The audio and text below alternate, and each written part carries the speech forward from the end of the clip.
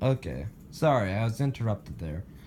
Um, so, Schmidt, basically, he absolutely just, he hates what's happening, and, well, him robbing, and it basically gives, Albert a countdown before he goes and slays him where he stands.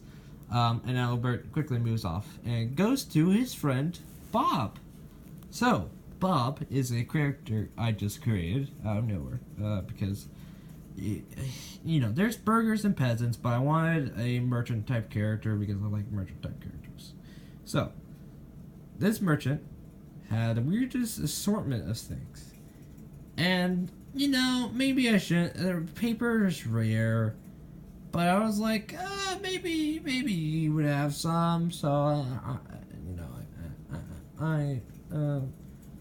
it's probably because I used to play D&D, being used to D&D, that I expect everybody to have paper. But Bob here, he has a backpack, and a 120 just blank pieces of paper. So that's good for someone at least. But we have we have the student come up, and he wants a backpack, and I don't know why. Like, I'm thinking in my mind as a DM, like, okay, yeah, you could try to get the backpack this way, because the backpack is 4 times its price. Now, this was a bad decision, thinking back on it, but it did lead to great things, so I consider this a success. So, the first thing he does is convince him to lower the price and haggle it, which I allowed. I let him haggle for it, but he rolls poorly. He then brings over his dwarf friend, as you remember, this would be the Slayer, Grail. He brings over his dwarf friend, and sadly he doesn't have his stats, so he wasn't very accurate of it. But I don't know what is going on with Alex. Well, shit, fuck, damn it, man, I really suck at this. Okay, so Grail, he role plays like he's haggling, but he's supposed to do intimidation, because here's the thing. Intimidation in this game, unlike D&D, doesn't use charisma. Whoa! Something that makes sense. Intimidation uses strength. And Grail could have been like, hey motherfucker, I'll beat you in the face and make you bleed all over this place. And use his strength to do that. And that totally would have been fine. And I would have given a bonus if Bob was scared of dwarves, which Bob was not scared of dwarves.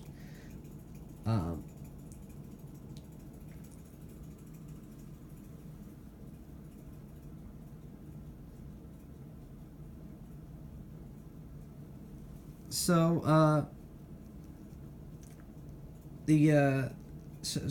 I have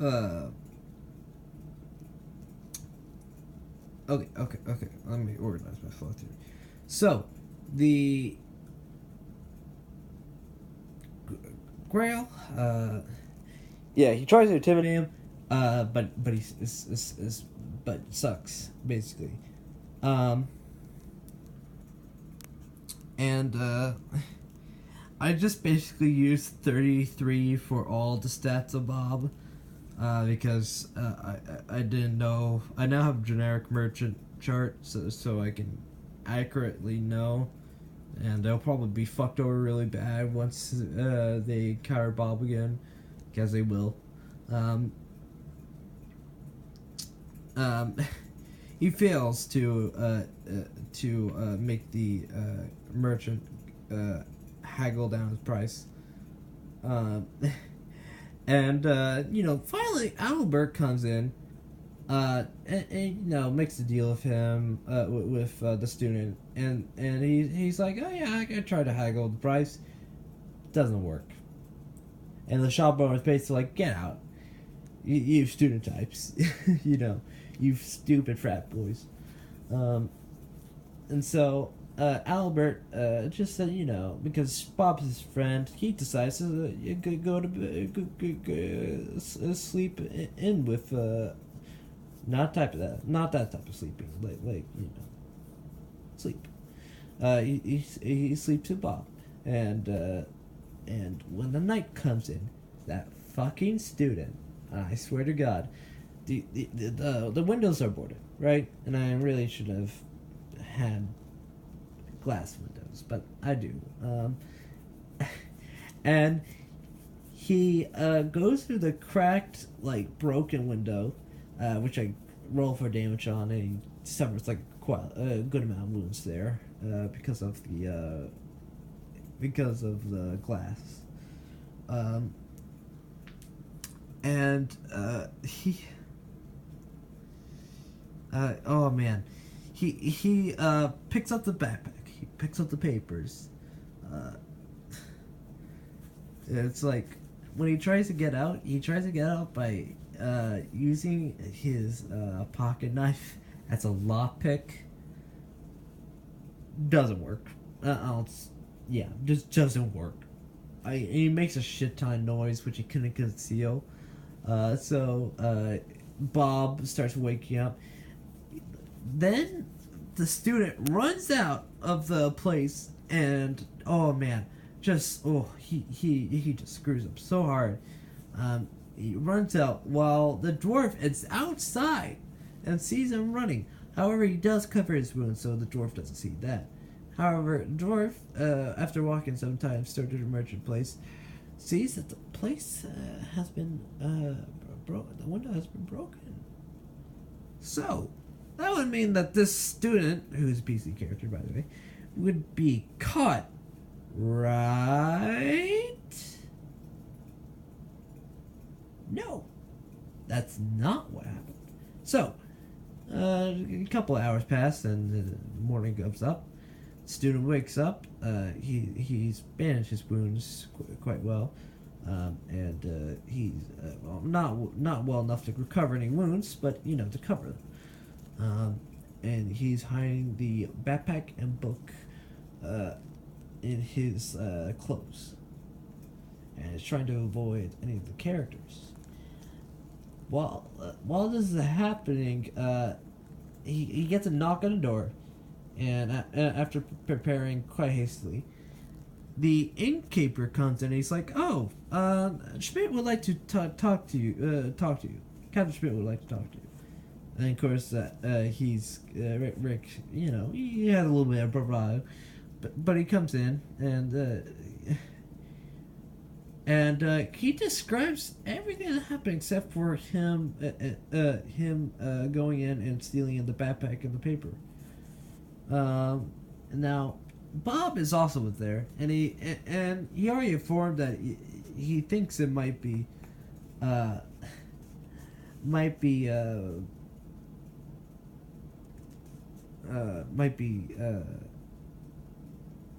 Albert. Oh no, it might be the student.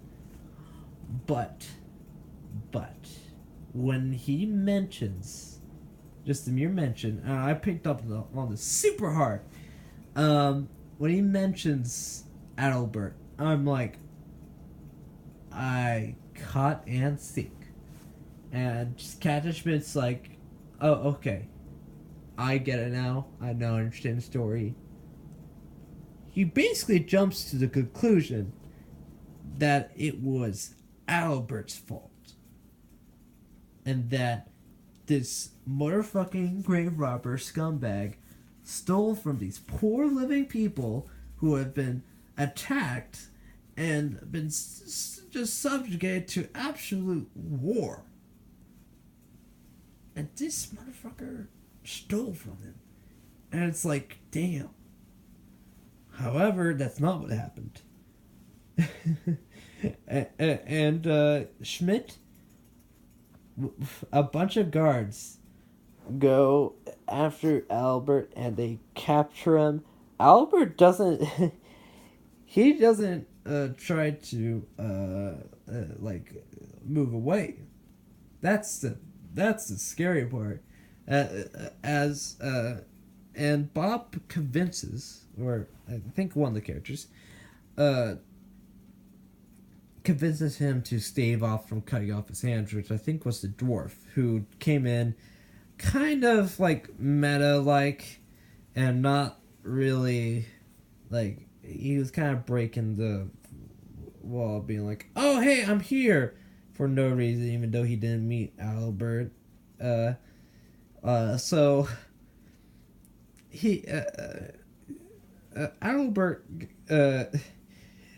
Bob is like, oh, why don't we see the wounds, see if Granny can see what kind of wounds these are, because these were arrow and stab wounds from goblins.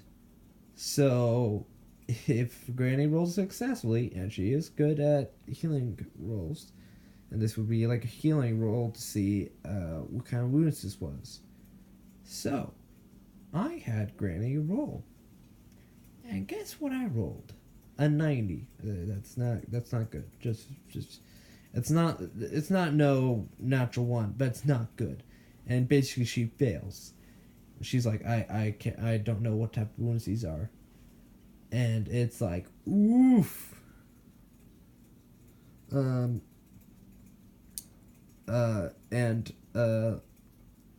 have the situation where Albert is trying his fucking hardest as he's put into this like very brutally made like small guillotine for his hand, and Albert, he asks his like the funny thing is that Albert is canonically left-handed, not right-handed, left-handed. So he's like, no, please, just don't cut off my down hand. So his right hand is now cut off, and which means that he's having an extra hard time trying to dig graves when he does, and oh man, he's not going to become a soldier, that's for sure. And that's going to be the end of this part of the session, because that is not the only thing that happened.